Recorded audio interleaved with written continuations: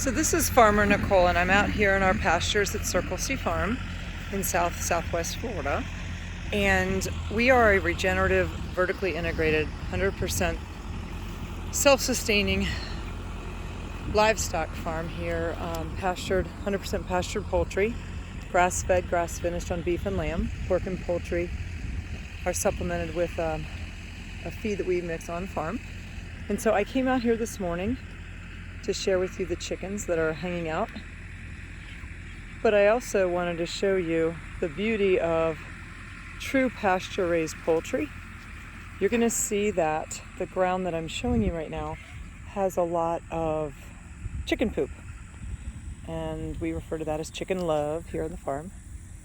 And what that's actually doing right now is rejuvenating and regenerating the soils below where the chickens were just a few days ago, because we moved them 2 days ago. So you can see that the impact of the chickens and their scratching and pecking is pretty substantial. And when you're talking about soil health and regeneration and vertical integration and all these different things, some of which become buzzwords for marketing purposes, but for those of us farmers who actually engage in regenerative practices on our farm, where we're not using chemicals and we're not medicating and we're not artificially sustaining our livestock or our pastures and our grasses, then this is a really, really welcome surprise. So as I'm walking through here, you're going to see that the chickens have pecked and scratched, and as they've been eating and moving around the pastures before we move the mobile coops, which in our case are pretty substantial mobile houses, they have left all of this chicken love behind. And as it sits over the next couple of days to another couple of weeks, we're going to find that this grass is going to become really super lush, really intensely dense. Its protein values are going to be pretty phenomenal, and the emerald green grasses that are going to come up behind it is just incredible. I mean, there's not too many adjectives that you can use or keep using or keep recycling to drive the impact and the benefit of having poultry in particular out on pasture, especially like this. And that's in addition to the fact that we rotate the cattle and the sheep and our baby lambs through here. And so by having all of these different species come through, you're able to see the life that actually comes right back up in the ground and the grasses behind these animals. And it's just incredible. It's the artificial fertilization in your food commodity industry of the high density feeding, also known as feedlots, is just not helpful for the animals. It's not beneficial for their health, and it's certainly not beneficial for ours. And so being able to have the chickens come through and fertilize, and then to be able to have figured you heard the commotion. Cleo's out here with me. She'll be 2 in the next couple of weeks. She's one of our livestock guardian dog Moremas. But so to have the pasture grasses be able to be fertilized like this and become so nutrient dense is pretty substantial. And you're going to see that no matter what house I go to, behind the chickens where we have left them here for a couple of days and then we begin moving them after they've been in the brooder and they come out, it's just, you can see the impact of the soil, and you can also see then the lush green grass that's next to them in the areas where the house wasn't. Now, it's not that they were contained in the house, so I want to be really careful and make sure that we don't leave that impression. Our animals are truly pastured. You can see that we've got this particular pasture, I think, is about 10 acres. And then we have other ones that are 10, 20, 30, 45 acre parcels. It just depends on what major species are in there the majority of the time. But in this case, you're seeing that the chickens are completely 100% pasture raised, completely free ranging. And so they tend to concentrate underneath during the sun or the heat of the day. But then once the sun goes down toward the later afternoon or before it gets warm in the morning, then you have all of these chickens, between 500 and 700 per house, depending upon the time of the year and the heat that we're working with. You're going to see that they're out and they're eating the pasture grasses, which I know you've seen in other pictures and videos. But I wanted to share that because, or make sure I clarified or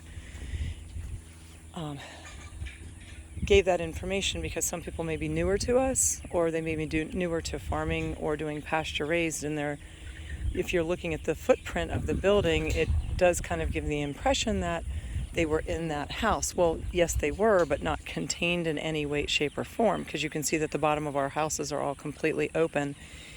And the reason why it's so concentrated in those squares or those little rectangles is because of where they were sleeping, but also where they spent the majority or the intensity of their initial scratching and pecking and eating. And so what you're also seeing is the fact that, yes, in fact, pastured poultry does eat grass, and it does eat, and they do eat all the bugs and the grubs and the flowers and the weeds and the everything that they find. And it's actually kind of funny, because when they come out after a rain and all the bugs are running around, the chickens are just in heaven, because it's just fun.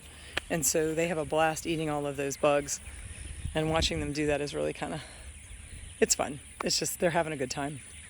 They're super happy, they're super healthy.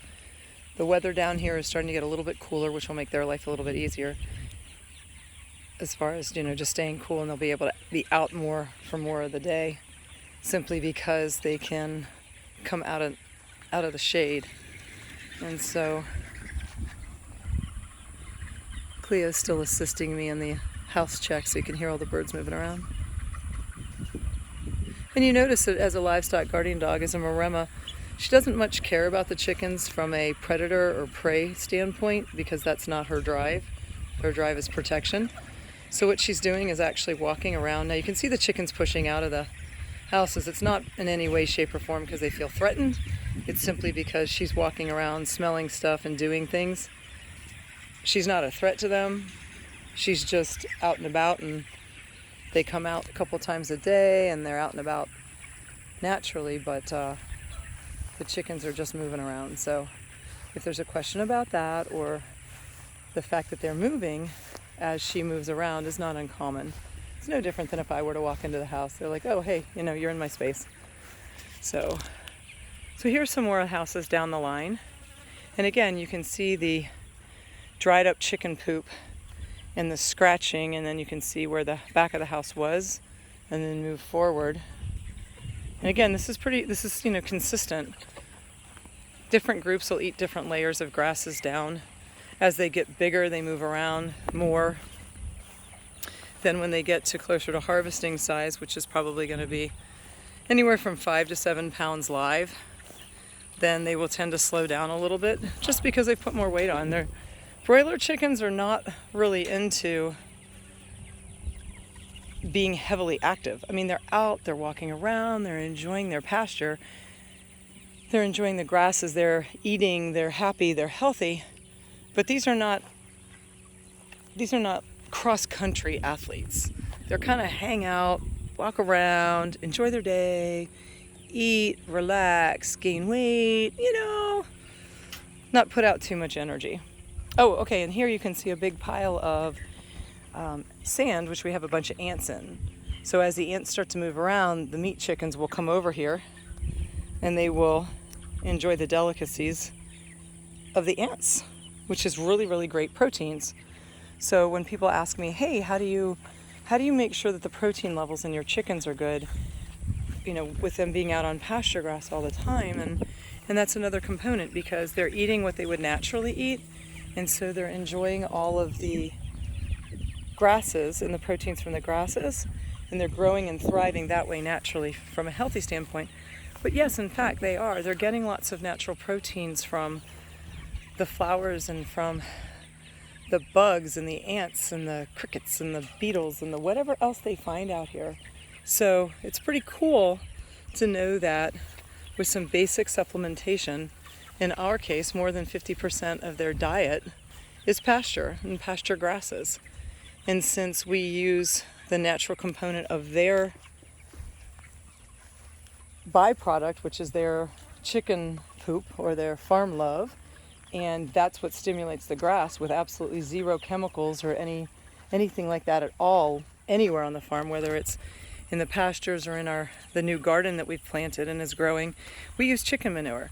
And that's the best, I mean, it's the most awesomest fertilizer you could possibly get. So that's how we get such naturally healthy chickens. We don't sustain them artificially with anything.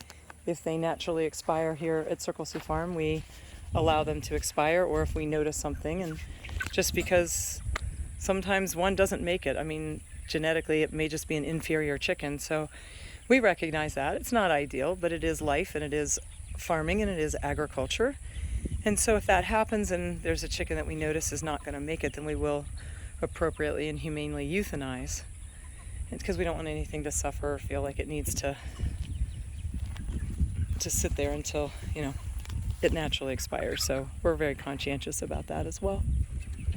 So I hope this gives you a little bit more insight into how we do our pasture-raised poultry here at Circle C Farm, whether it's our meat chickens, which is what I'm with now, and we'll have turkeys back on the property in 23. And we're anticipating having turkeys for Thanksgiving for 2023. But this gives you a little bit of insight into how we do some things and what we look for when we come out to the pasture. So check out some more of our videos in our different social media outlets, and hope you're having a wonderful day and that you've learned something from this. This is Farmer Nicole at Circle C Farm, from our pasture to your plate. Taste the difference, feel the difference. Circle C Farm.